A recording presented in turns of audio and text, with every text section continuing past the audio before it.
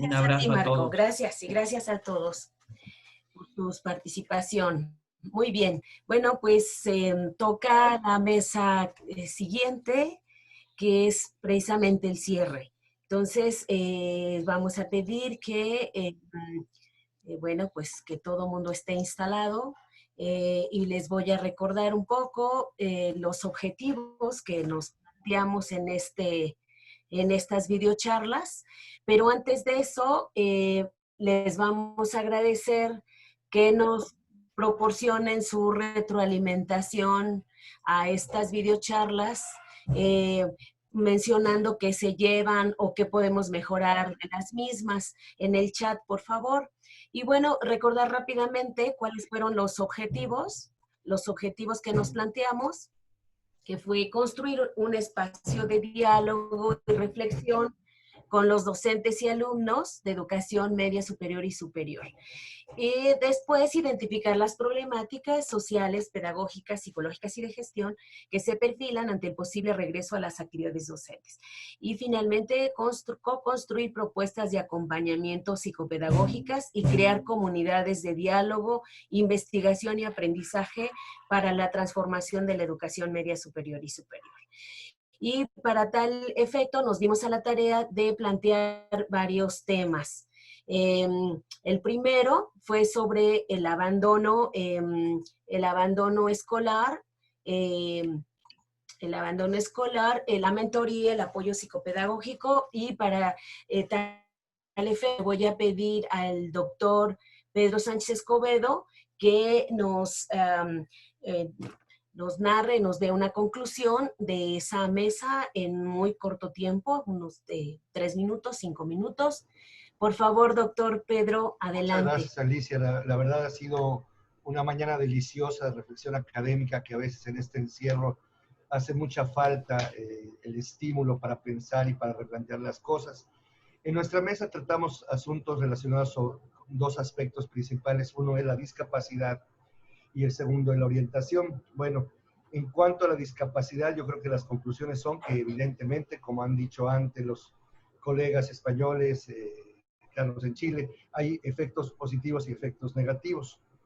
Por ejemplo, en el caso de la discapacidad, hay efectos muy negativos en las personas sordas, ya que las clases a distancia no tienen traducción por el lenguaje manual o no tienen subtítulos, y francamente para esta población ha sido un problema acceder a la educación en línea de manera virtual. En otros casos no ha habido cambio, por ejemplo, el caso de las personas que son ciegos o que tienen discapacidad visual, generalmente pueden escuchar las clases, tienen su tecnología de lupa y francamente no ha habido gran cambio. Y en otros casos ha habido también aspectos positivos, por ejemplo, las personas con problemas de movilidad que están en silla de ruedas, que tienen parálisis cerebral, pues se han adaptado y creo que con más facilidad toman clases a distancia. Y creo que estas son lecciones que debemos de aprender, no solamente para estas personas con limitaciones, sino, por ejemplo, en la educación superior para jovencitas que se embarazan y tienen que abandonar la escuela. Creo que este ejercicio de educación virtual va a permitirles seguir mucho más fácil, al mismo tiempo de cubrir sus obligaciones y requerimientos como mamás. Desde luego, en el caso de la orientación, de lo que se señaló que el encierro pues, ha causado muchos problemas de salud mental, problemas de depresión, problemas de aislamiento, pero que esta actividad no puede realizarse virtualmente porque hay varias amenazas tanto a la confidencialidad del diálogo entre el alumno y el profesor. Nunca garantizamos o no podemos garantizar que no se está grabando porque el estudiante o el profesor pudieran grabar la conversación. Y realmente creo que no existe la costumbre ni la cultura en México de poder revelar y tratar problemas emocionales o de ajuste que usualmente serían en una sesión de orientación cara a cara en línea. En resumen, la conclusión de la mesa fue que, como siempre, la conducta pasada va a predecir la conducta futura. Los recursos que tiene el alumno, no solo con discapacidad, el alumno cualquiera antes de la pandemia, van a predecir su desempeño en educación virtual y los resultados después de esta. Muchos saludos a todos, un placer verles y saludarles desde Mérida, Yucatán.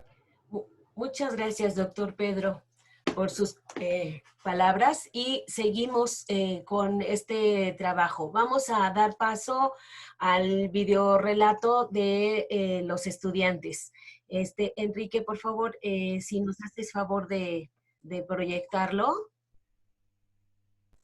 Muchas gracias.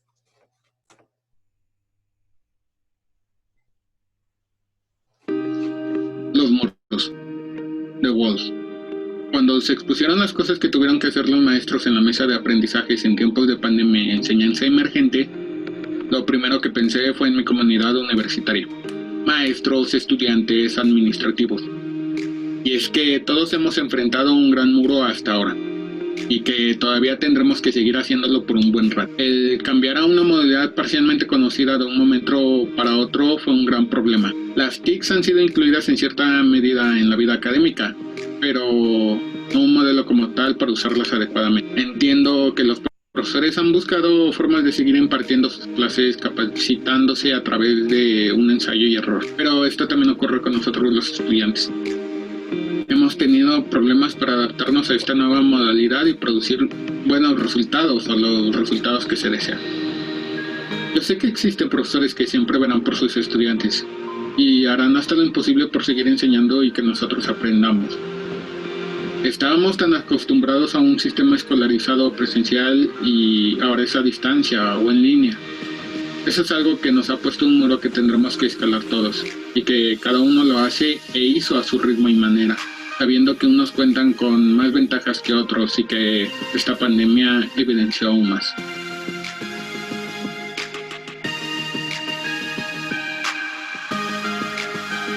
La forma de enseñanza de los maestros es una pieza fundamental en el aprendizaje de los alumnos.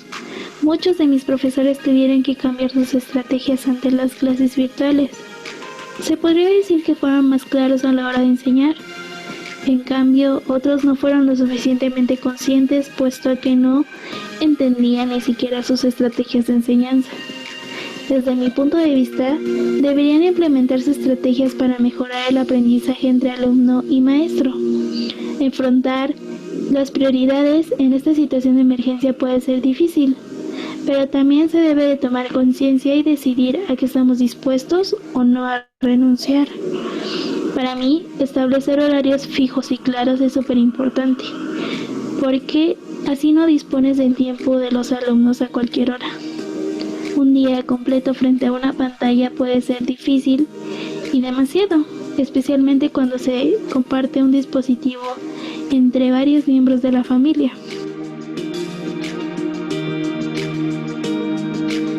Estoy por pasar a tercer grado de preparatoria y creo que seguiré trabajando bajo la misma dinámica de tomar mis clases en línea.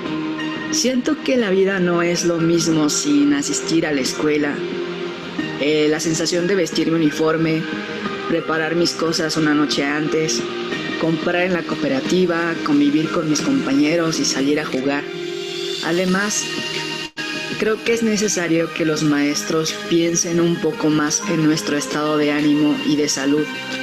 Ser más accesibles en la forma de trabajo, ya que no todos contamos con los mismos recursos para seguir aprendiendo en línea. Las carencias de los estudiantes no solo se reducen a la brecha digital, también enfrentan enormes retos emocionales y el riesgo de abandonar sus estudios ante las dificultades económicas que enfrenta el país generadas por la pandemia.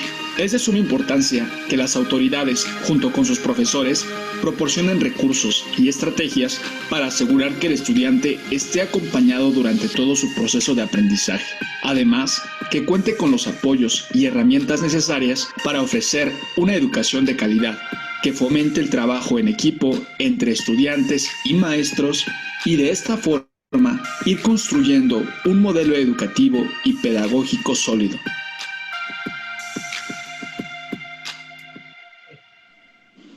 Muy bien, muchas gracias, Enrique. Bueno, ahora le damos la palabra al doctor Carlos Casillas, que nos haga favor de concluir o darnos sus conclusiones de la mesa en la que él participó.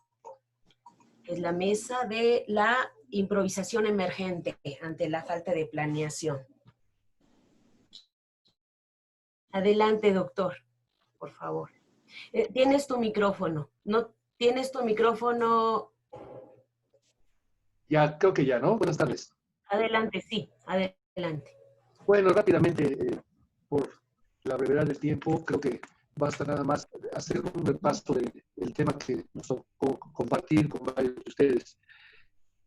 La realidad es que todos, por lo que he escuchado desde hace un rato y ahorita seguramente lo voy a seguir escuchando, quiero retomar el punto que yo consideré y practiqué en la participación anterior respecto a que todo el mundo está preocupado ahora por la digitalización, unos muy contentos con ella, otros sorprendidos con ella y otros decepcionados de ella. Yo lo único que quiero recordarles a todos ustedes es que en esta vorágine de tecnología y de digitalización, lo que yo investigué y lo que me llama mucho la atención es que las grandes corporaciones, los directivos de las grandes corporaciones tecnológicas están apartándose de este mundo en el que nosotros en lo que estamos metidos y en los que muchos se quieren meter. ¿Por qué los grandes corporativos se alejan o pretenden alejarse de la tecnología? Porque no están de acuerdo con que, por ejemplo, sus hijos, sus familias entren de lleno a la tecnología como muchos de los participantes en la educación a nivel mundial están queriendo hacerlo. ¿Alguna razón hay para que los que inventaron y patrocinaron y financiaron el desarrollo tecnológico ahora estén pretendiendo hacerse ellos a un lado? Ellos y sus hijos. Hay escuelas en Estados Unidos donde ya está prohibido que los alumnos de nivel medio y superior ingresen a las aulas con dispositivos electrónicos. Prohibidos los celulares, prohibidas las tabletas, prohibidas las laptops. Todo se hace presencial y a pesar de la pandemia y todo, acabo de recibir una nota de un abogado amigo mío en California donde me dice que aún en medio de la pandemia la educación presencial sigue siendo el objetivo de los grandes centros tecnológicos que son los que proveen la tecnología a las universidades. Entonces, nada más esa es mi reflexión. Hay que tomar en cuenta que uno de los temas que se han tratado a lo largo de estos últimos minutos es la deserción escolar. En México se estima que a nivel universitario la deserción ya puede llegar fácilmente al 20%. Y para colmo, en México está por presentarse en la Cámara de Diputados el proyecto de la nueva Ley de Educación Superior. Y ahí vamos a encontrarnos con algunas sorpresas seguramente. Ese es todo lo que quiero compartir con ustedes y agradecer que me permitan participar. Doctora, muchas gracias. Muchas gracias, doctor. Bueno, le agradecemos mucho. Bueno, ahora pasamos a estos temas que fueron muy polémicos: nativos inmigrantes digitales, alfabetización digital, conectividad, una realidad que excluye, en donde estuvieron participando estudiantes y profesores, y el tecnodebate, donde hubo un debate entre los especialistas en temas de pedagogía y tecnología. Por favor, doctor Arango, si es tan amable de comentarnos sus conclusiones. Muchas gracias, compañeros, compañeras docentes y estudiantes. Más que hacer un recuento de lo que se mencionó en términos de las participaciones, yo lo que hice fue plantear, o voy a plantear 5 puntos muy concretitos a nivel de perspectiva y a nivel, si quieren verlo, de utopía, de hacia dónde, ¿no? Esta educación media, superior y educación superior, resultado de lo que se dijo ahí. Entonces, el primer punto, ¿hacia dónde ir? Bueno, hacia una educación más diagnóstica, una educación que parta no solamente de los aprendizajes previos de los estudiantes, sino de sus situaciones particulares, sociales, familiares, económicas y socioemocionales, que es una cosa que no necesariamente está presente. Y creo que hacia allá tendríamos que estar mirando. Número 2, en consecuencia, tendríamos que pensar en una educación con una mayor empatía por lo mismo. Esto es muy importante y es una de las cuestiones que se dijeron. Una mayor empatía con el otro y hacia una educación obviamente con mayor inclusión, porque una de las cosas que se evidenciaron pues fueron las grandes brechas a partir de lo que visibilizó la pandemia. Se dijo mucho con las cuestiones de acceso, las cuestiones de habilidades, entonces ahí necesitamos efectivamente mayor empatía y pensar en los que no están adentro.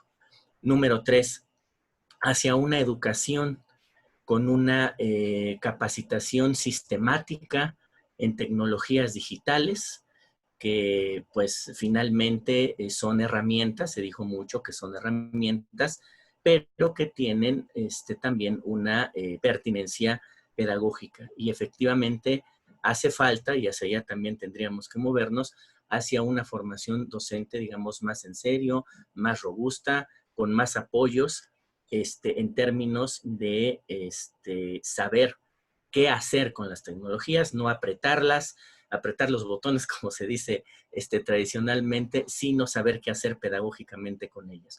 Número 4, hacia un nuevo rol docente. Ya no pensarnos como docentes, como impartidores de cátedras, sino como facilitadores digitales. Por ahí en la mesa anterior se hablaba mucho de la autonomía de los estudiantes. Eso tiene que ver con ser un facilitador digital. No solamente, o más bien pasar de esto del impartir cátedra, como tradicionalmente se hace, a buscar otras opciones dentro del ecosistema digital. Y finalmente, el punto 5, que se me hace quizá uno de los más importantes, es pensar, soñar con una educación en la que se replanteen los modelos pedagógicos, también de manera continua, de manera permanente, con o sin pandemia. Estos serían los 5 puntos en los que yo sinteticé hacia dónde pensar a partir de lo que se dijo en esas 2 videocharlas. Gracias, doctora. Muchas gracias, doctor Arango. Muy bien. Doctor Martín, ¿nos quería decir algo? Doctor Martín. Bueno, a ver, bueno, un poco recordarles que nos retroalimenten en el chat qué les gustó o no les gustó de estas videocharlas, por favor, y que nos hagan propuestas para mejorarlas. Gracias. Bueno, seguimos. En las confidencias académicas titulamos esta sesión como el docente de educación media superior también es persona. Bueno, educación media superior y superior también es persona. Reflexiones desde la cotidianidad. Y le vamos a pedir a la doctora Sara Jaramillo que nos haga una conclusión sobre este tema que tratamos. Por favor, doctora. Gracias, buenas tardes. Bueno, en realidad la mesa en la que yo trabajé es la de no olviden hacer la tarea, las cuestiones sobre la planeación y cómo lo resolvieron los maestros en la primera instancia. Lo que básicamente discutimos es que se dieron cuenta de algo que, bueno, sí era claro para ellos, lo tenían presente, pero a raíz de esta situación se hizo evidente y de una manera muy cruda, y es la gran heterogeneidad que tienen en los alumnos. Ellos decían, bueno, es que algunos de nosotros tenemos alumnos en presencial, otros son semipresenciales, decían, pero otros tenemos, porque teníamos maestros de escuelas públicas y privadas, aún en las escuelas privadas tenemos gente como que bastante rica y gente como que no tan rica y gente como que está becada, y evidentemente las posibilidades de ingreso a las plataformas se hicieron totalmente diferentes, pero también tenemos alumnos que se adaptaron fácilmente, o bueno, con un poquito más de facilidad al uso de las tecnologías, y hubo alumnos que no se adaptaron. Y eso ellos lo establecieron como causales de la deserción. Dijeron, bueno, encontramos entre todos 3 grandes causas para la deserción. La pobreza, los alumnos pues, que evidentemente no tenían los recursos tecnológicos físicos, los dispositivos, ni la red para ingresar a las plataformas donde los maestros trabajaron. El siguiente es la pobreza, perdón, el desconocimiento de las mismas tecnologías. Platicaban que, bueno, sí, los alumnos pueden ser, haber nacido con los dispositivos, pero eso no significa que los sepan manejar, y eso los llevó a una suerte de desilusión. Muchos de los alumnos, desde que empezaron las clases en línea, comentaron que no era lo suyo, que no les gustaba tomar clases en línea, y esa fue la segunda gran causal de la deserción. Y la tercera tendría que ver con el hecho de que los maestros resolvieron como pudieron, pero la resolución, y lo acabamos de escuchar en los comentarios de los alumnos, no es la que los muchachos esperaban. Los muchachos esperaban, me supongo, por lo que he escuchado ahorita, clases. Y eso no podía ser. ¿Por qué? Porque los maestros también se enfrentaron al problema de no dominar las tecnologías. Algunos de los maestros que tenían experiencia en semipresencial comentaron que ellos sí, no tuvieron tanto lío para trabajar en línea, pero aquellos maestros que ya tenían mucho tiempo trabajando presencial, o que incluso que eran nuevos en el presencial, les costó verdaderamente un enorme sufrimiento, porque fue sufrimiento para ellos, trabajar en línea, aparte del desgaste, de la inversión de horas que esto implicó para todos, doble, triple del tiempo del que dedican para preparar clases, calificar en presencial, se los comió en el virtual. ¿Qué va a suceder para el próximo semestre? Ellos decían, bueno, si tenemos alumnos a los que ya conocemos, es decir, de tercero o quinto, no nos va a ir tan mal, porque ya nos conocen y los conocemos, ya saben cómo funciona la escuela.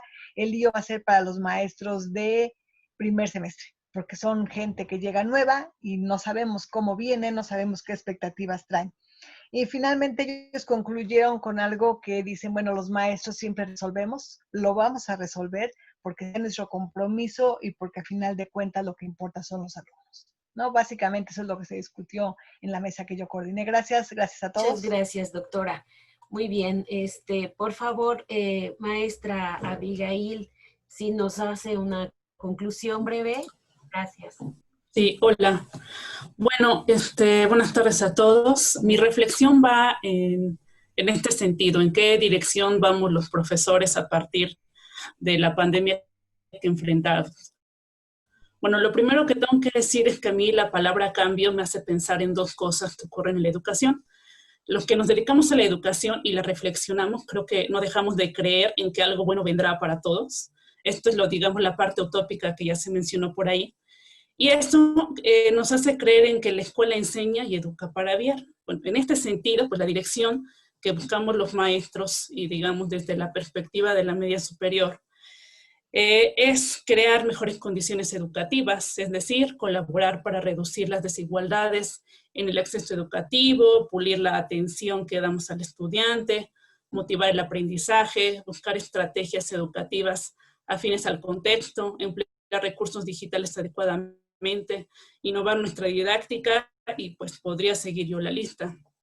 Pero la otra cara de la educación es que parte de un contexto concreto, porque es un acto social. Entonces ahí me refiero a que la educación y la enseñanza no existen sin un terreno específico, pues por ejemplo las condiciones que nos encontramos en este momento.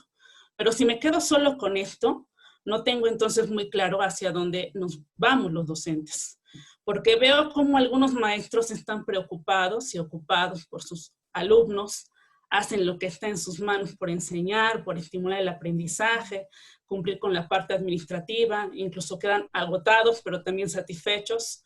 Pero también percibo otros maestros, como en otras profesiones, que están a la espera de regresar a la normalidad, o a la nueva normalidad, volver al aula, porque ese camino pues ya lo tienen dominado, y no hay algo ahí que les exige reinventar su actividad. Entonces me refiero a que en la escuela hay elementos estructurales e inercias pues, que a lo mejor tal vez no cambian.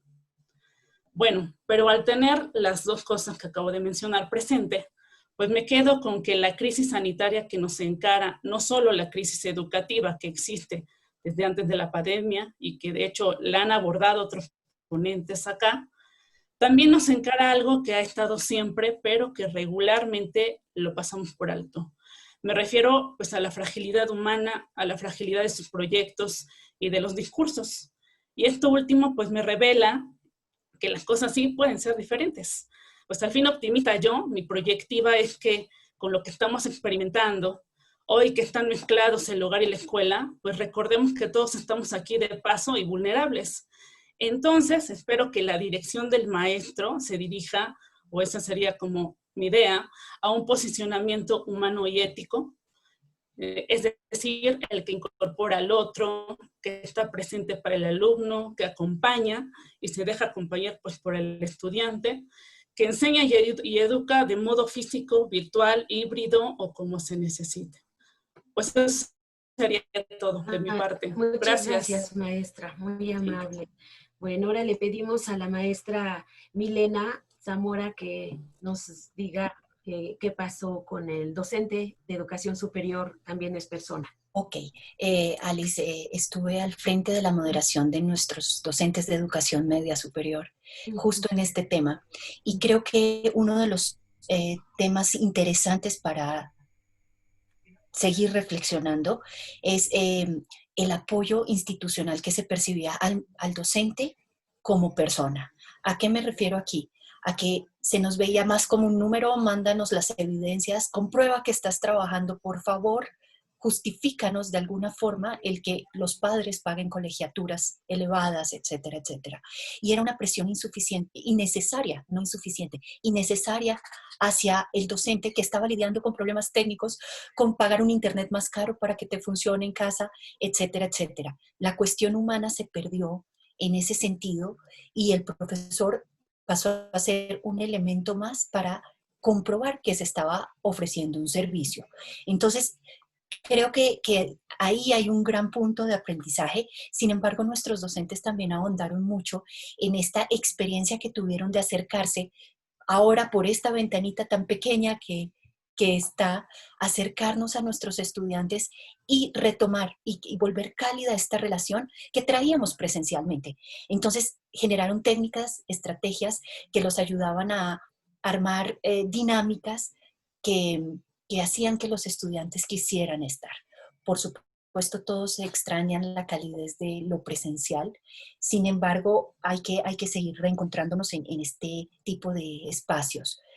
Creo que concluir en estos tiempos de incertidumbre es difícil. El camino está dado, está abierto y hay que verlo como una oportunidad. Siempre hemos venido arrastrando desde mucho antes de la pandemia este tema de la crisis. La educación está en crisis, la universidad está en crisis. Sin embargo, el ponerlo así es un eufemismo. Es decir, es algo que nos pone en un lugar tranquilo porque una crisis implica una esperanza de que va a mejorar. Esto lo plantea Bolívar Echeverría, el filósofo de la UNAM, y él dice, no hay que hablar de crisis, no le tengamos miedo a llamarle como se debe llamar, que es una catástrofe. Y una catástrofe implica tener la dimensión para poder hacer cambios. Y esto lo reflexiono un poco más en torno a lo que nos está pasando en la universidad.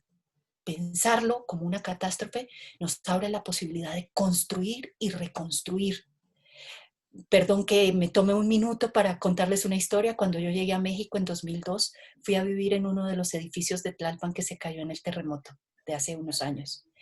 Y fue un impacto muy grande pasar ahora por enfrente y ver un edificio totalmente nuevo, pintado de blanco, con unos balcones diferentes.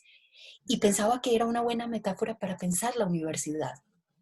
Reconstruir unos modelos más sólidos, teniendo en cuenta toda esta diversidad que se ha planteado en estas charlas y teniendo sobre todo en cuenta la dimensión humana, no solo de los docentes, también de nuestros estudiantes. Y construir, pues, obviamente, a partir de una propuesta hacia una ética. Coincido con lo de la ética y los valores. Hacia allí vamos, porque el conocimiento técnico lo adquieren nuestros alumnos solos. Ya lo buscan, son autodidactas, pero esta parte de principios y valores creo que es la que debe darle línea a esta reconstrucción de todo nuestro sistema de educación. Listo, Alice, eso sería. Muchas gracias, Milena. Muy interesante tu planteamiento. Y la metáfora muy linda. Bueno, vamos en la siguiente, la plática con los directivos. Pusimos gestionando el cubrebocas, salud, educación y conflicto en educación media superior y superior. Y le voy a pedir, por favor, al doctor Pedro Canto que nos dé sus conclusiones en este tema, por favor. Gracias, Alicia. A manera de conclusión, uno de los primeros puntos que se abordó fue los sentimientos. Y yo creo que hubo, pues, total acuerdo. Los sentimientos más mencionados fueron miedo e incertidumbre. Miedo, bueno, pues el desconocimiento hacia la enfermedad y lo que eso provocaba y toda la ola de información que nos fue llegando a los pocos días respecto de ella en otros lugares. Incertidumbre porque no sabíamos lo que iba a pasar, ni sabíamos cuándo iba a terminar y todavía aún así seguimos con esa duda de cuándo va a terminar. Desde luego, haciendo un paréntesis, el desconocimiento que se tenía al principio es un poco diferente. Ahorita hay un poquito más de conocimiento, pero sigue habiendo incertidumbre. Es un punto, otro punto que igual se tocó fue cómo se realizó. En general, pues todos mencionaron que fue una toma de decisión en la que prácticamente de un día a otro se tomó la decisión de que nos trasladáramos a nuestros hogares a empezar a trabajar. Aquí yo cito un poquito de variabilidad. Hubo el caso de un directivo que mencionó que ellos, con su modelo educativo y con la experiencia y todo, ellos ya estaban pues preparados o mencionaron que estaban preparados y que pues ya luego el decidir trabajar luego con los estudiantes a distancia no les resultó difícil, sino fue una transición muy fácil. Como también algunos otros directivos mencionaron que en el caso de sus instituciones sí les resultaba al principio problemático y difícil, pero que se fueron adaptando poco a poco. En general, todos coincidieron en que en el semestre que tuvieron que terminar de manera extraordinaria, como en algunos casos se mencionó, consideraron todos que tuvieron buenos resultados, que fueron pocos los estudiantes que se dieron de baja y que los estudiantes lograron tener un aprovechamiento bastante bueno. Respecto a otro aspecto que también se comentó ya en la pregunta de esta toma de decisión, fue qué tuvieron que hacer. Hubieron varios casos, algunos, como fue el caso de nosotros en la UAD, y nosotros estábamos, después de ver de conocer la enfermedad, pues empezó a trabajar en un protocolo para trabajar con los estudiantes en cuanto al cuidado de la salud. Pero no habíamos ni terminado el protocolo cuando tuvimos que ir a nuestras casas. A final de cuentas se terminó y se trabajó, se adaptó tanto para la condición, para ciertas situaciones y se preparó como para cuando retornáramos nuevamente a en las condiciones como nos pudieran permitir. En lo que coincidieron todos fue que se detectaron ciertos problemas, por ejemplo, entre los estudiantes de inequidad, estudiantes que no tenían computadora o servicio de internet y esto dificultaba pues su acceso a los contenidos. Profesores que estaban acostumbrados a trabajar de manera presencial y que además no se sentían muy cómodos o no tenían las suficientes competencias para trabajar en línea. Y esto llevó a estar capacitando a los profesores, ofreciéndoles una serie de cursos que en primera instancia fueron remediales, dirigidos tanto al aspecto de salud como al aspecto de capacitación para la activación hacia las herramientas tecnológicas. En general, bueno, pues también consideran que se ha avanzado. Los profesores pues han empezado a modificar algunos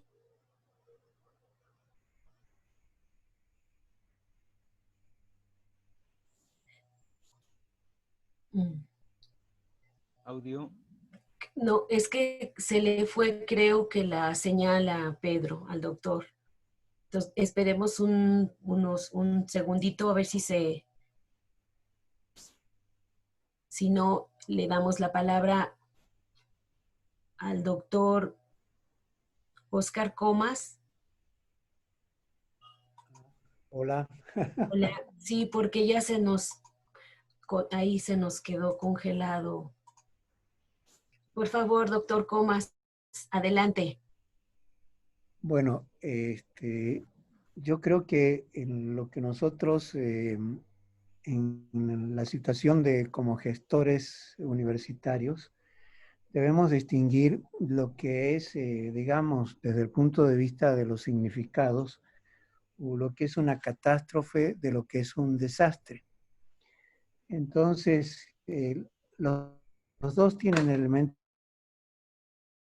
comunes que tienen que ver con la destrucción y la alteración del desarrollo normal de actividades, pero la gradación de los impactos es diferente.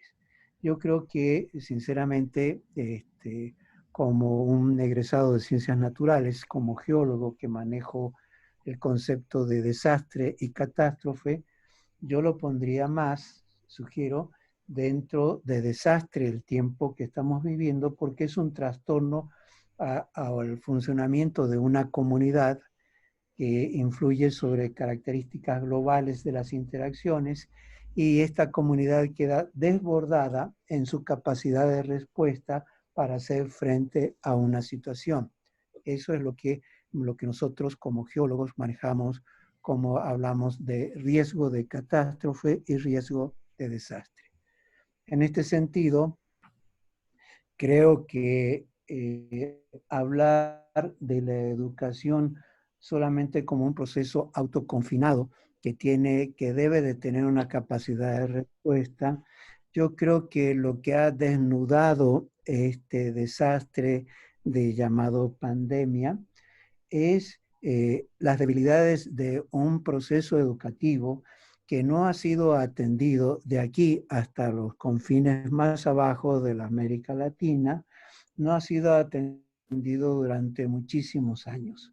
Y en ese sentido, quedamos totalmente desbordados para enfrentar desde un punto de vista tradicional a algo que nos ha alterado y trastornado todo el funcionamiento del proceso educativo. Ahora, ¿la educación como proceso puede resolverlo por sí sola? Yo creo que no. Yo creo que lo que debemos de llamar atención los gestores universitarios es que aquí no estamos solos y que este proceso ha desnudado una falta de justicia social, una falta de atención a los procesos educativos y una falta de atención a qué es importante para construir en la educación. Entonces, esto no se me ocurre a mí ahora, sino, aunque yo no tengo los antecedentes de la nacionalidad mexicana como varios de ustedes, sí quiero recordarles un discurso de Benito Juárez, que cuando hablaba de educación decía que la educación tiene que ser libre, y para mí, decía Benito Juárez, es un sagrado derecho pensar en la educación como parte de una felicidad social. Es el principio en el que descansa la libertad y el engrandecimiento de los pueblos. Entonces, mientras esa libertad social y ese principio ha sido debilitado durante muchos años, es por eso que ahora el tamaño del desborde que tenemos es de una magnitud donde todos, desde ya sea en el aula o como gestores universitarios, estamos intentando una respuesta que en muchos casos es una respuesta improvisada, o en el caso de mi universidad, la Universidad Autónoma Metropolitana, la pandemia nos sirvió para potenciar ya acciones que veníamos realizando con anticipación. Pero yo creo que ese no es el caso de todos.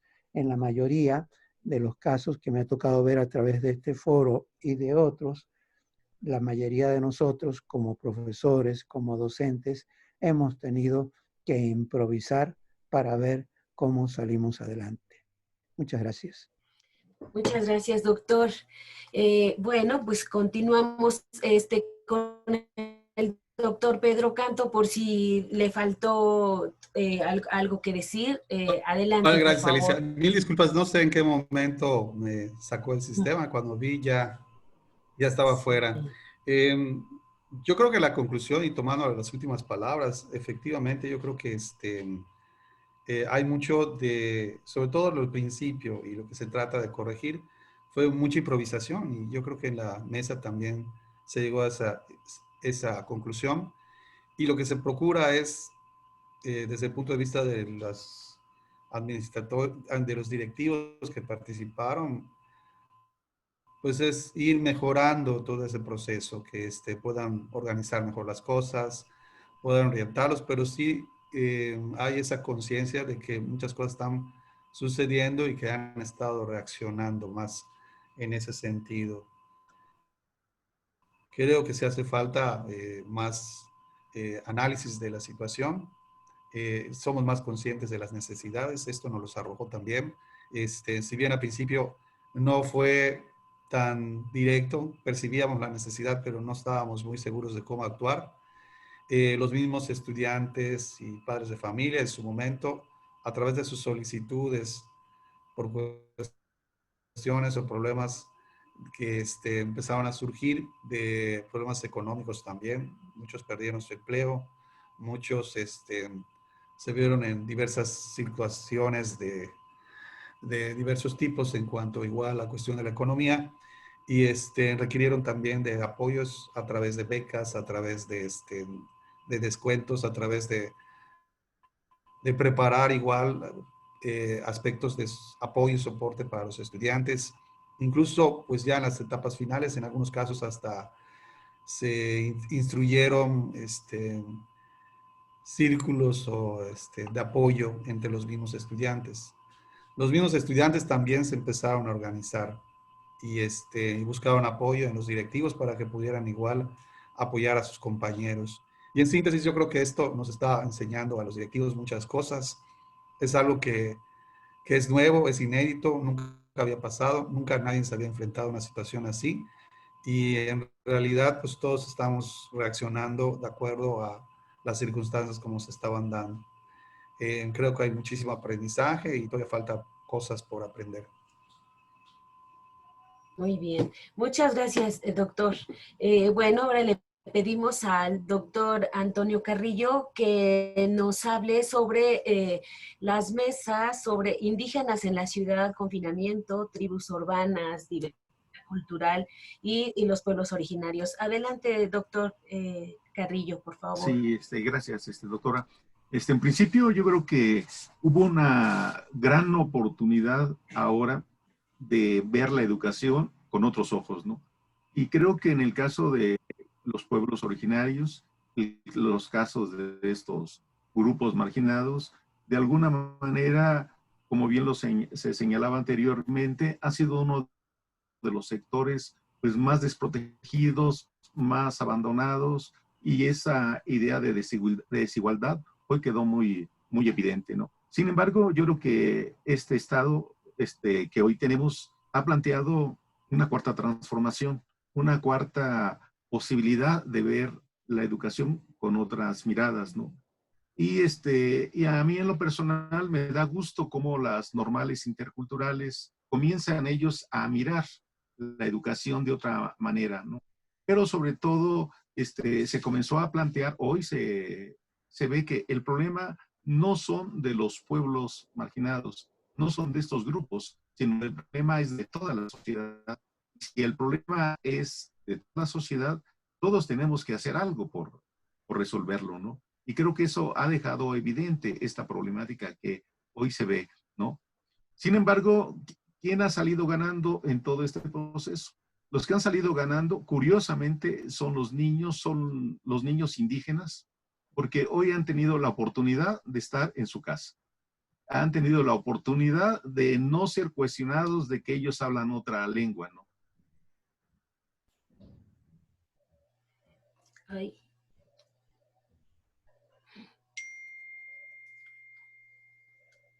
Uy, también ya se nos fue el doctor Carrillo.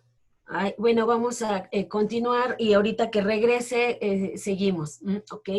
Bueno, entonces, en cuanto a las personas adultas y la cuidadanía, los estereotipos, los hombres y las mujeres en la pandemia, así como en el PIN parental y desafíos en la educación, el doctor Juan Manuel Sánchez nos hará una breve conclusión.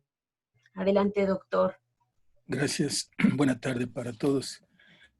Voy a hacer una reflexión que surgió a partir del conversatorio que hemos tenido y dice lo siguiente. Un lugar común que hemos escuchado en estos días es cómo la pandemia ha generado que se evidencien de manera más cruda situaciones sociales y de vida que se encontraban ya presentes y que ahora no podemos pasar por alto. Al menos ese es el ánimo que privan muchos de los espacios de debate que han proliferado a través de las diversas plataformas, donde las voces de los analistas, teóricos, docentes, médicos, alumnos y grupos de la sociedad civil se han manifestado. Antes de la pandemia a nivel internacional se presentaron con diverso nivel de intensidad una serie de manifestaciones sobre los derechos de las mujeres. Particularmente en México, varias facultades y escuelas de la Universidad Nacional se encontraban tomadas por grupos de estudiantes, mujeres y hombres, que demandaban el alto al acoso sexual dentro de sus planteles y reivindicaban la necesidad urgente de incorporar dentro de los planes y programas de estudio miradas desde la perspectiva de género. Aún después de que la mayoría de los ciudadanos nos encontrábamos en confinamiento, bajo la recomendación sanitaria de quédese en casa, las alumnas y alumnos de varios de los planteles de educación superior y media superior se mantenían en proceso de negociación para evaluar el avance del movimiento y la posibilidad de entregar las instalaciones tomadas. Las discusiones y reflexiones sobre el papel de las instituciones escolares y principalmente sobre el papel de la universidad con respecto a la formación de sus ciudadanos no es ni una discusión nueva ni una discusión sencilla, pues de una manera transversal atraviesa múltiples espacios, campos de conocimiento e intereses diversos. Las formas duales que han tomado las discusiones van desde las ciencias duras, las ciencias blandas, los intereses del gran capital, los intereses del pueblo, la objetividad, la subjetividad, el saber hacer, el saber conocer. Dualidades no de poca monta, tan relevantes que nos han mantenido algunas de ellas por varios lustros dentro de nuestros campos disciplinares concretos.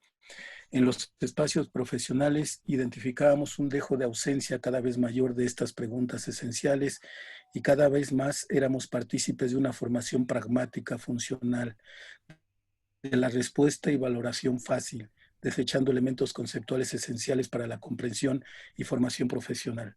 Hoy, estas preguntas vuelven a nuestra mesa de trabajo. Sabemos, o al menos creemos por ahora, que no podemos regresar a nuestras aulas de la misma forma en que salimos de ellas.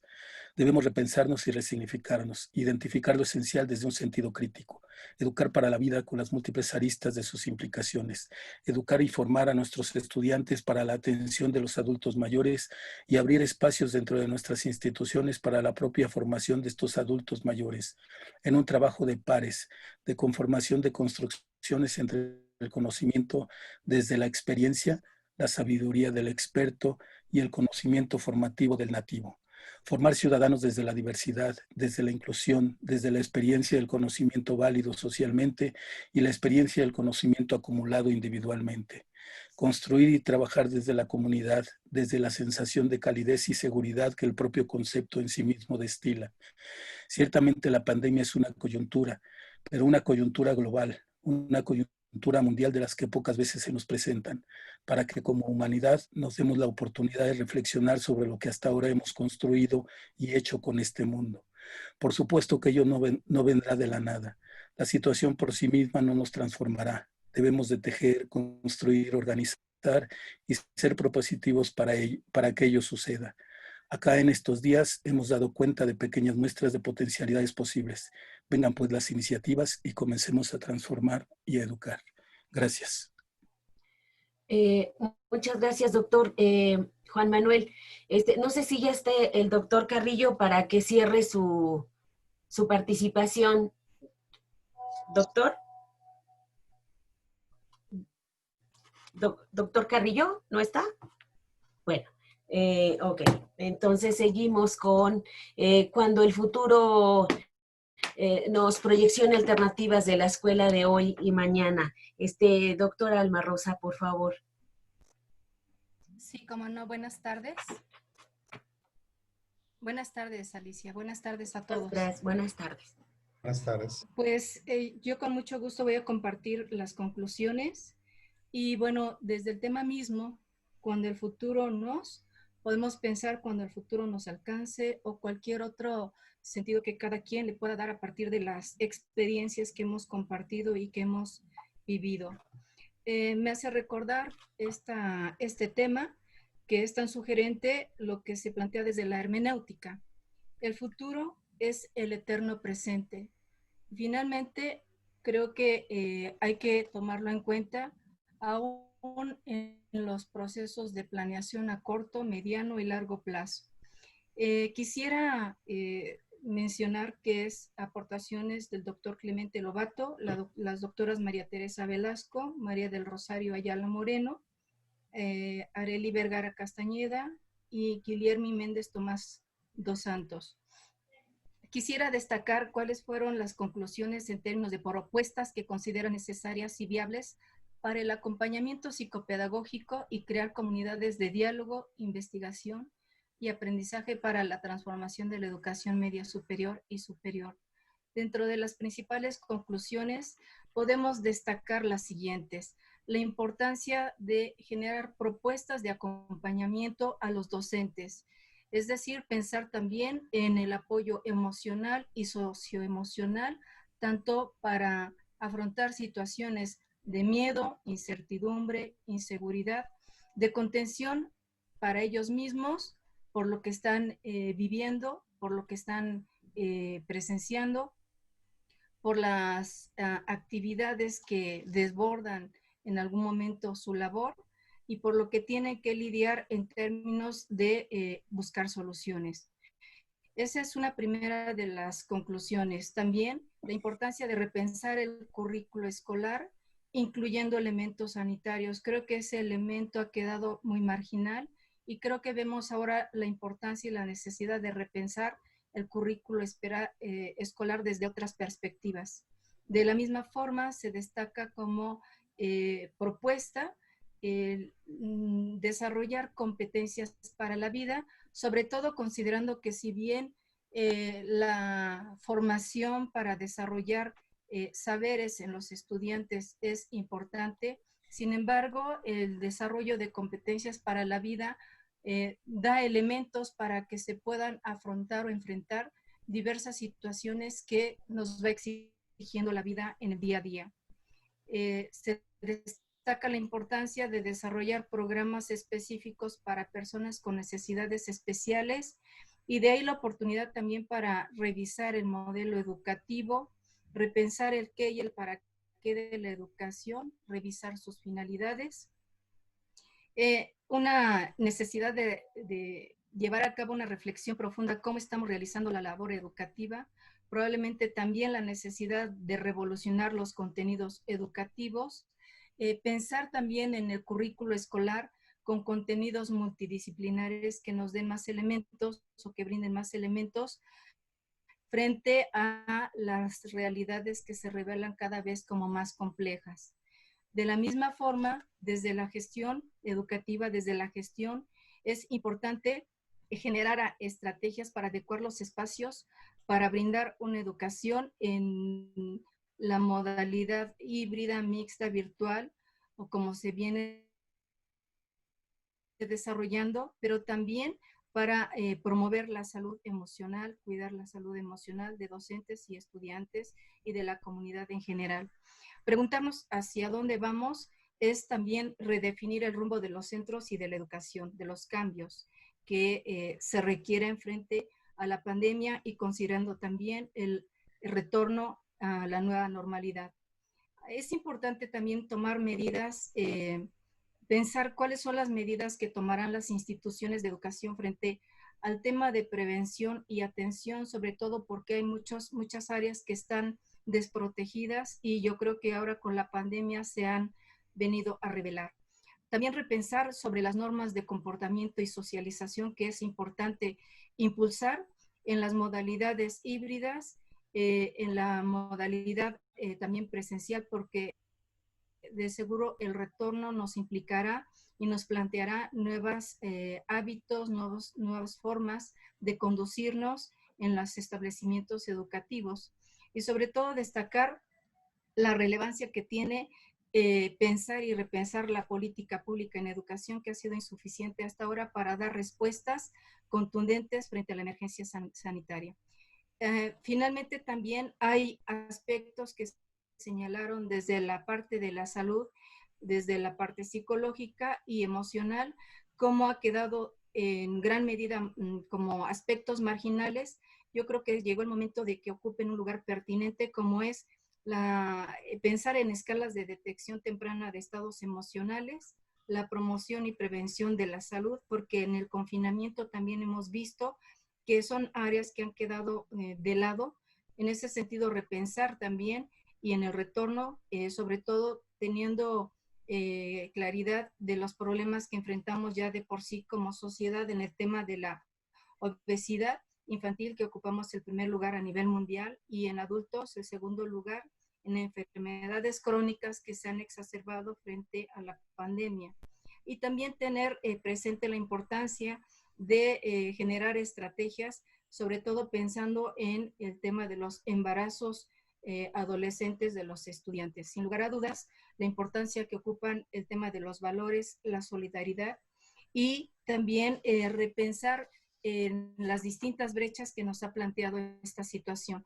Se habla de 3 brechas: la brecha de acceso a los dispositivos y medios para continuar con los objetivos de aprendizaje, enseñanza, pero para las instituciones educativas, docentes, estudiantes y familia, las brechas de organización entre los centros educativos, los que han estado mejor equipados han logrado dar una mejor respuesta ante la emergencia sanitaria, y los que no, los que han tenido esa limitación.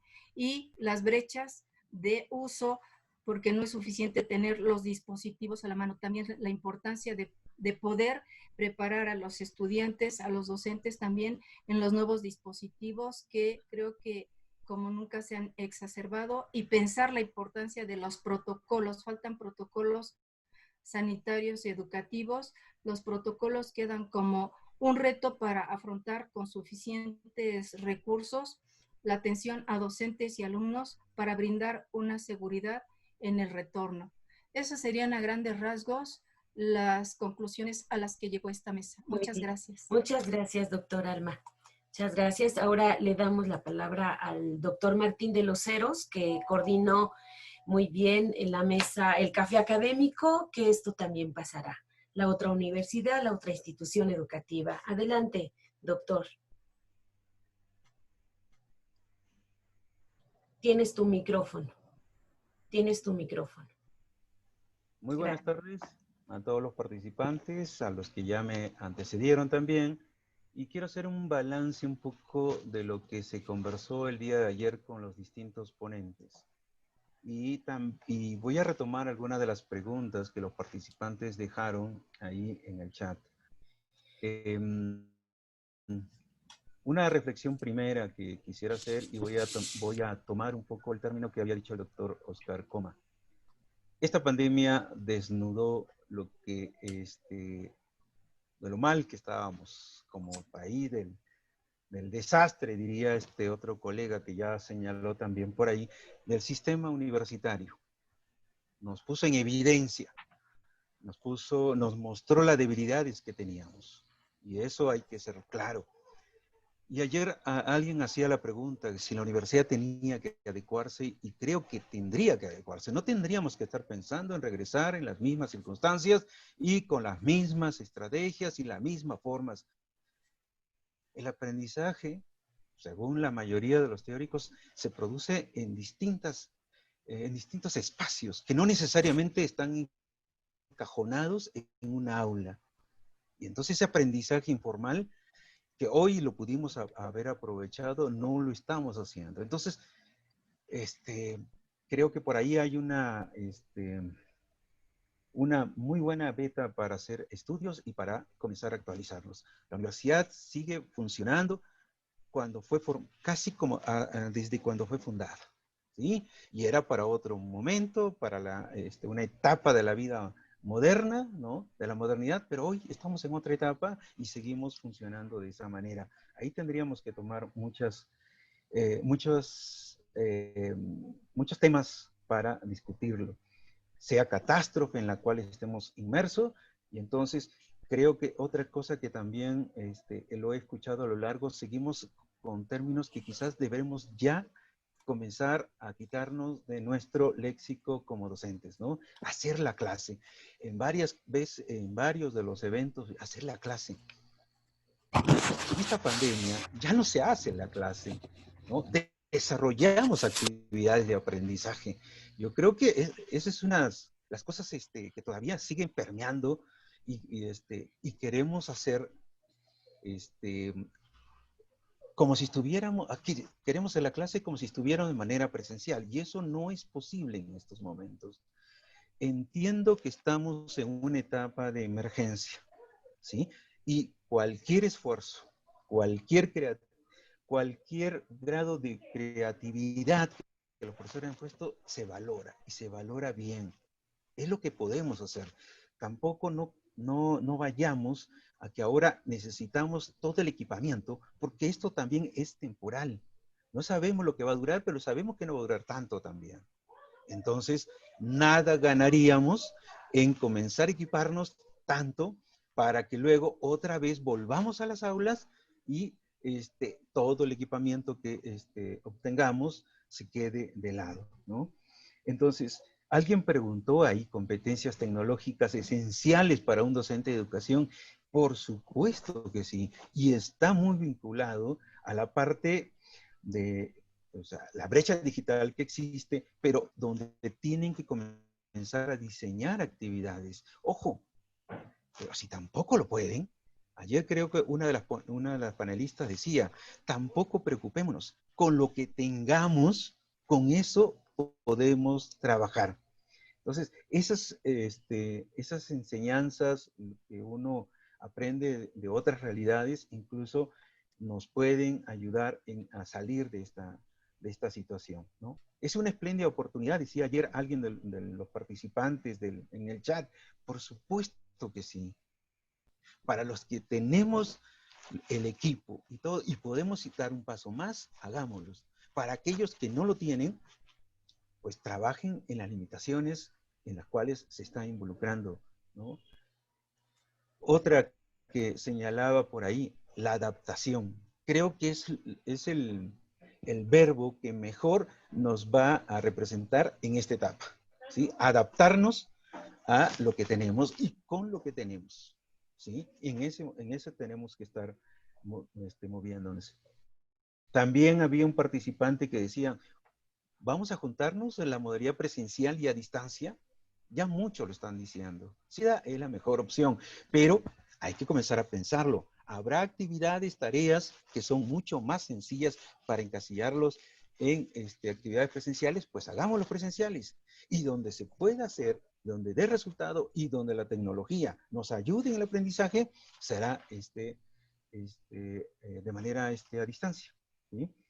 Bueno, muchas más cosas que quedaron en el tintero. Es difícil tratar de hacer propuestas, pero considero que hay algunas que sí podríamos hacer. Otro que tenemos que también sacarlo, ¿no? Exámenes. Señores, esta modalidad nos permite justamente comenzar a romper con los exámenes, ¿sí? Hacer proyectos, por ejemplo, hacer trabajo colaborativo, ¿sí?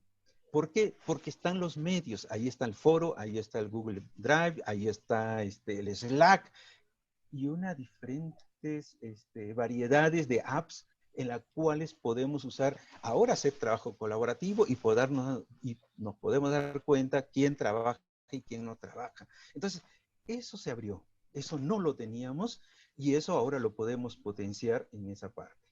Bueno, ¿qué cambios permanentes se pueden vislumbrar al futuro? Alguien preguntaba. Yo creo que lo que nos puede quedar es la clase invertida. comencemos a pensar en universalizar la clase invertida. Nuestros apuntes, las lecturas, los libros, que los alumnos lo lean y que a clase vengan solo para hacer el ejercicio, la aplicación o solamente para aclarar dudas. Esa es una clase invertida. Y ya no estar con las famosas clases o hacer las conferencias. Esto para este medio está rebasado. Si lo estamos haciendo, y muchos creo que lo están haciendo, vayamos reflexionando si es lo más conveniente, ¿sí? Pero bueno, otra más, la interacción. Hoy muchos profesores lo mencionaron, muchos alumnos lo dijeron, muchos profesores lo han hecho y lo siguen haciendo, estuvieron buscando a los alumnos y creo que esa es una muy buena medida, ¿sí? Tiene que ser una búsqueda entre alumnos y docentes. La interacción tiene que ser permanente, ¿sí? Y otro, el feedback, ¿no? La retroalimentación. Bueno, con eso termino y muchísimas gracias por la invitación, Alicia. Un reconocimiento a al ejercicio de todo este debate que creo tiene muy buenos aprendizajes. Gracias. Muy bien, muchas gracias, doctor. Muy amable. Y bueno, y finalmente para cerrar, le pedimos al doctor Felipe Trillo que nos dé sus conclusiones en menos de 5 minutos. Hola a todos de nuevo. Realmente se hace difícil intentar resumir, presentar las conclusiones de algo que aconteció hace apenas una hora, pero voy a intentarlo, ordenándolo de alguna forma. A ver qué tal me ha salido. Primera idea, que la enseñanza y el aprendizaje están vinculados al contexto y que el contexto ha cambiado. Por consiguiente, es necesaria una nueva coreografía didáctica y en esa dirección podemos echar mano de los criterios de buenas prácticas, en primer lugar. Debemos estar muy atentos a las condiciones y a los recursos de los que disponemos y tenemos que tener bien presente que no hay soluciones universales y mucho menos estándar.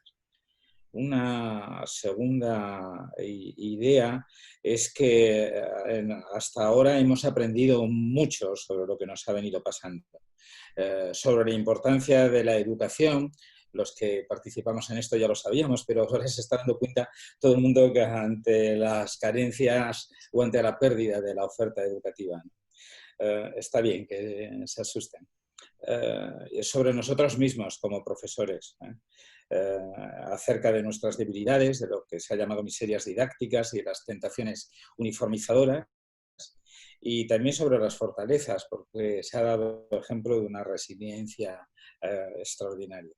Y en tercer lugar, sobre la condición humana en general, ¿no? En la que hemos redescubierto o reconocido, se había olvidado, que el yo es indisoluble del nosotros, no está sometido al nosotros, es ontológicamente lo mismo. La tercera idea tenía que ver con el hecho de que hay una perspectiva de aproximarse a este problema con luces cortas, se había dicho, una perspectiva no a corto plazo, de corto alcance, ¿no? Ahí se advertía el desbordamiento por la digitalización de la enseñanza, tratar de encajarlo todo en el marco del uso de las TIC o del abuso de las TIC, suponiendo que podrían resolverlo todo cuando no es así. Y al mismo tiempo las urgencias que se han vivido para tratar de hacer eso que se llamaba salvar el curso, ¿no? Y con el hecho probado del sometimiento a formalidades burocráticas que ponen en cuestión la libertad de cátedra. Ya con luces largas vienen varias propuestas que he intentado ordenar, pertenecen a la segunda parte de mesa que coordiné y en la que se hacían aportaciones que intentaban ser más concretas. La primera de todas, la formación pedagógica y didáctica del profesorado universitario y no solo en TICS. En este sentido, cuando nos comparamos desde España con otros países del mundo y especialmente latinoamericanos, iberoamericanos, salimos muy mal parados en la comparación, ¿no? En segundo lugar, el cuidado de las condiciones de trabajo de los profesores. No cabe sobrecargar ni estresar en exceso a riesgo de romper nuestros mejores recursos. La tercera idea es atender a la diversidad, que es también de condiciones de trabajo de los alumnos, siempre presentes, pero ahora mucho más relevantes o importantes, puesto que tienen que hacerlo desde sus casas y cada uno tiene la suya y no todas son iguales. En cuarto lugar, la apuesta por el aprendizaje autónomo y cooperativo frente a un aprendizaje dependiente e individual. En la misma línea, la apuesta por aprendizajes cognitivos complejos y por la reconstrucción crítica del conocimiento y no la mera reproducción. Sexto lugar, ya me perdí, no sé en cuál voy. También era muy importante desde la perspectiva curricular, sexto lugar, creo, decidir lo que es prioritario en la educación, no solo el cómo, sino muy especialmente el para qué y el qué, que son preguntas que todos nosotros sabemos que importan, pero que generalmente se olvidan. También, séptimo lugar, valorar la interactividad, que como se ha señalado no es mucho más que la interconectividad, por más que pretendan algunos tecnólogos a confundirnos al respecto. Octavo lugar, cambiar la cultura pedagógica en el sentido de cultivar la diversidad, la cooperación y el saber vivir en la incertidumbre frente a la uniformidad, la competitividad y las certezas supuestamente eternas que se reproducen generaciones tras generaciones leyéndolas de papeles amarillentos. Por último, noveno, apostar por la metodología de estudio de casos y de proyectos, tratando de resumir la propuesta, y finalmente contener las maquinarias burocráticas que tienen tentaciones totalizadoras en estos momentos y apostar decididamente por la gobernanza. Y ahora, si me permitís, queridos colegas, una frase más, porque he estado encantado oyéndoos y quisiera resumir la sensación que me habéis dado después de mis 2 primeros días de trabajo en el mes de septiembre aquí en España.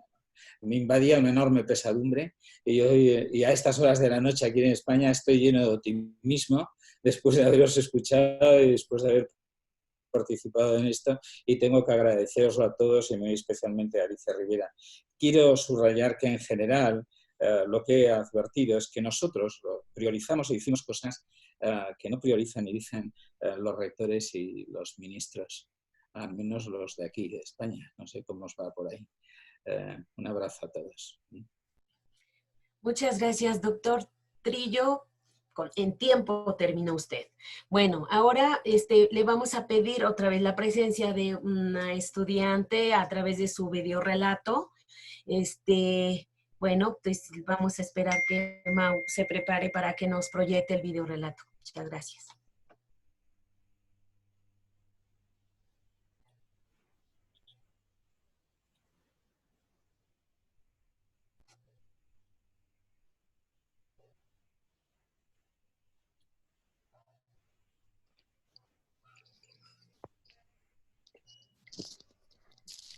¿Ya se ve? Todavía, bueno, sí se ve. Falta que lo proyectes.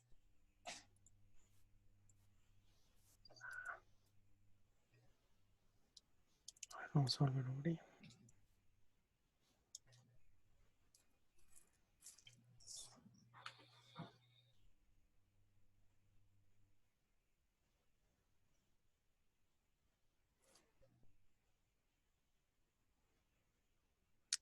Se quedó pensando.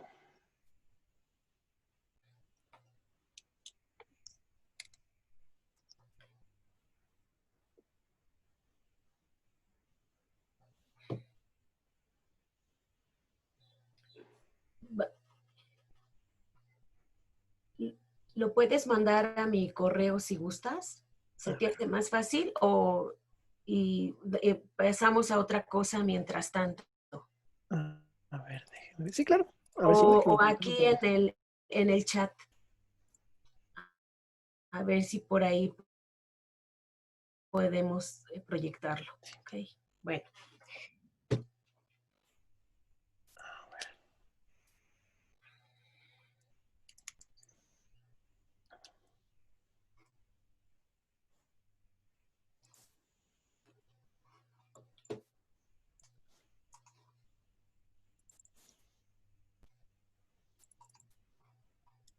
A ver, ahora sí.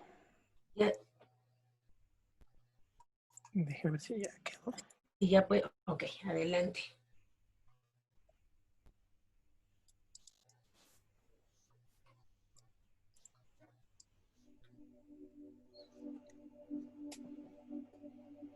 Cuando todo esto comenzó, ninguno de nosotros imaginaba todo lo que traería consigo. Hasta este momento, todos estamos seguros de haber conocido una forma distinta de vivir, en la que las interacciones con otros, los abrazos, los besos, los amigos, los maestros, no dependíamos de un dispositivo móvil, buena conectividad o un horario establecido por una plataforma para sentirnos acompañados. Tuve el honor de recibir la invitación para participar en 2 charlas con alumnos. La primera era sobre ser estudiante en confinamiento.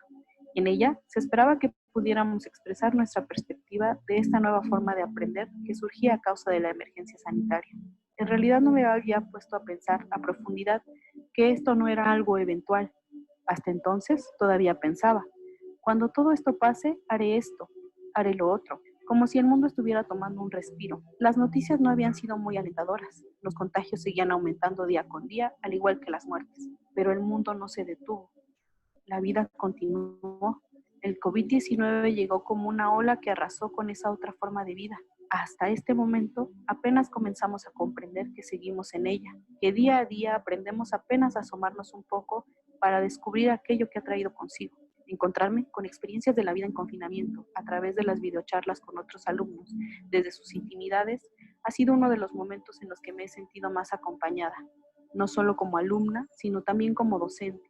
Sola, desde mi casa, frente a una pantalla en la que observaba distintos rostros desconocidos, resaltaba el fondo. Aquellos distintos hogares que ahora se han convertido en aulas, en centros de trabajo o incluso en espacios de entretenimiento desde donde todos enfrentamos distintas realidades. Algunos expresaban sus experiencias como ejemplo de resiliencia. Todos coincidíamos en algo. Estamos preocupados por los otros, por todos. Porque a pesar de la distancia, las dificultades y los nuevos aprendizajes, anhelamos reencontrarnos. No somos los únicos. En otras videocharlas pude escuchar a los maestros, sus preocupaciones, dificultades, logros y anhelos. También pude ver esos fondos de sus hogares, en los que sobresalían los libros de sus bibliotecas, y me conducían a pensar en todo aquello que transmitimos y aquello que dejamos fuera del aula. ¿Quiénes somos ahí? En ese espacio escolar tan necesario que a veces apaga nuestras voces y que hoy tenemos oportunidad de expresar a través de una pantalla.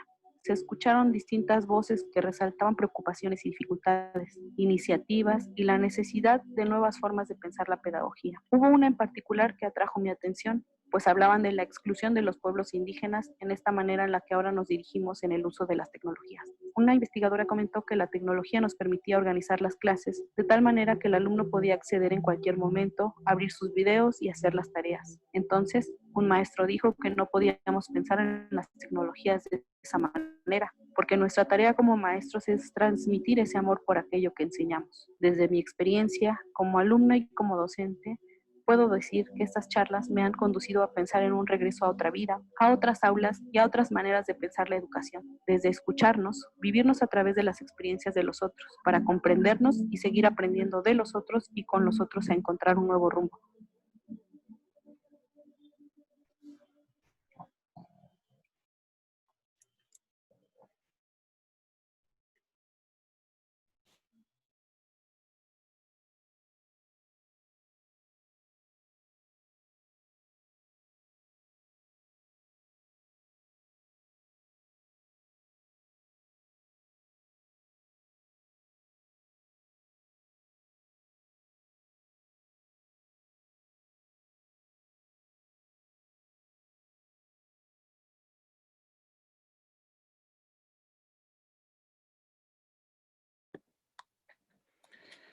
Es un minuto de reflexión.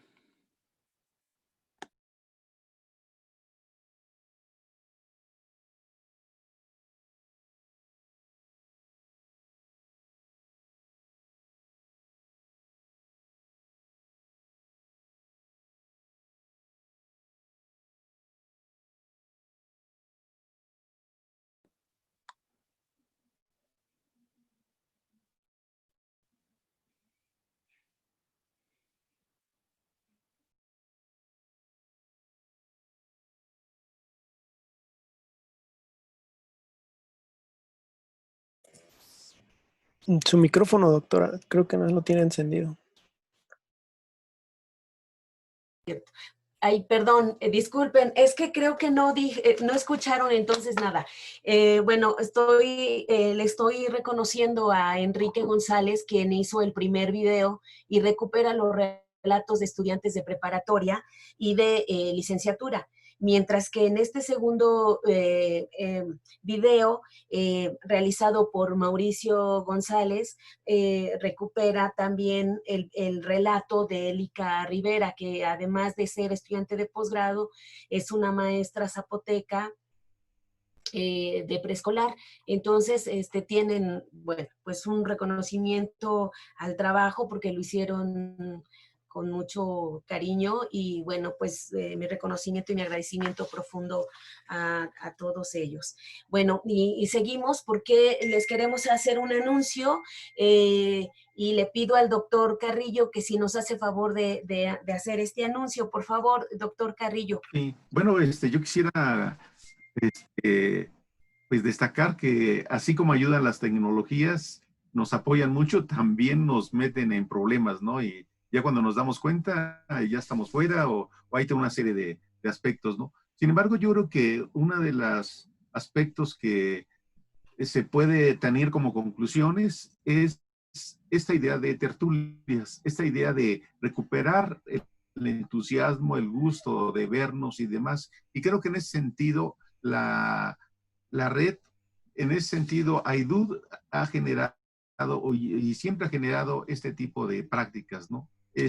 Para nosotros nos ha dado mucho gusto ver que pese a que el evento ha tenido toda esta serie de elementos favorables, esto no se ha quedado aquí, sino que varias universidades, varias instituciones, a todos los niveles, ¿no? Las universidades pues de la Ciudad de México, las universidades de la Ciudad de México, las universidades del interior de la República, lo que hay al sur del continente, lo que hay al norte, lo que hay en la parte oriente, notamos que hay un punto en común. Hay entusiasmo, hay gusto, hay esta idea de repensar la escuela, de verla, repito, desde otro lugar. Y en ese sentido, hoy la red de AIDUD está planteando estas nuevas tertulias académicas, ¿no? En donde la Universidad Pedagógica Nacional se ha comenzado a organizar para abrir esta primera actividad. Después viene la Universidad de Yucatán, también viene la Universidad Federal de Santa María de Río del Grande, la Universidad de La Laguna, el Instituto Tecnológico de Sonora, la Universidad Autónoma de México, la Universidad de Nariño, la Universidad de La Salle, y la idea es que nos sigamos viendo. La idea es que continuemos en estos debates, con estos elementos, con miras a ir haciendo un proyecto mucho más grande, ¿no? Entonces, quienes estamos en este proceso de organización, pues la Universidad Autónoma Metropolitana, la Facultad Latinoamericana de Ciencias Sociales, la Universidad de Pernambuco, el Instituto Politécnico Nacional, la Escuela Nacional de Antropología, la escuela creo que está dos veces. Así es, sí, está dos veces. Antropología y la Universidad Autónoma de Chihuahua. Entonces, pues digamos, si bien es cierto que hoy no nos podemos ver como nos gustaría, de manera, pues más humana, más cerca de nosotros, como ha sido costumbre de la red. Sin embargo, yo creo que lo valioso es que nos vamos a seguir viendo, nos vamos a seguir recuperando estos espacios y creo que el entusiasmo sigue, la idea de ir más allá de lo establecido, la idea de repensar las prácticas educativas, la idea de generar una educación a la altura de nuestros tiempos. Creo que eso sigue. Y en ese sentido, la doctora Alicia, pues nos tenía esto preparado y ella nos va a dar más detalles sobre la cuestión operativa. No, solamente decirles que va a ser una sesión todos los jueves, el último jueves de cada mes, y bueno, pues ya ustedes están observando quienes van a llevar la coordinación de esa actividad, de esa tertulia, y bueno, ya les estaremos enviando la difusión, el cartel, en fin, todo esto para que ustedes estén enterados el día y la hora. Pero en realidad son todos los jueves, bueno, más bien, el último jueves de cada mes, ¿ok? Bueno, muy bien. Entonces, pasemos a lo último, que es, creo, me parece importante que siempre hay que encontrar el tiempo para agradecer a las personas que hacen una diferencia en nuestra vida. Y para mí la diferencia en mi vida y en estas charlas lo constituyó este gran equipo. Que gracias a ellos pudimos realizar estas actividades. Bueno, pues ya ustedes ahí observan al doctor Felipe Trillo, que estuvo ahí correteando a todos los colegas que estaban de vacaciones y que los trajimos para cerrar este evento, al doctor Carlos Casillas, que forma parte de la mesa directiva, el doctor Oscar Comas, que anda con sus múltiples ocupaciones, pero que siempre estuvo acá cuando lo necesitamos, el doctor Antonio Carrillo, que, bueno, que nos hizo favor de presentar en este momento lo que sigue, y la doctora Angelita Magaña, que no estuvo en este momento presente por un problema familiar, el doctor Juan Manuel Sánchez, que también saltaba de una plataforma a otra, la doctora Alma Rosa Hernández, pues nuestro agradecimiento por todos ellos organizar los paneles, el doctor Martín de los Heros, que siempre estuvo ahí muy pendiente, muy puntual en todas las actividades, los tiempos y todo lo que se necesitaba y estaba, la maestra Milena Zamora, nuestro profundo agradecimiento porque ella es la autora, la diseñadora de los carteles que causaron mucho impacto porque es un gran diseño. A ella, pues nuestro profundo agradecimiento por su participación, al doctor Pedro Canto y Pedro Sánchez, quienes van a ser los anfitriones y coordinadores del 8º simposio en la Universidad Autónoma de Yucatán. A ellos, pues nuestro profundo agradecimiento.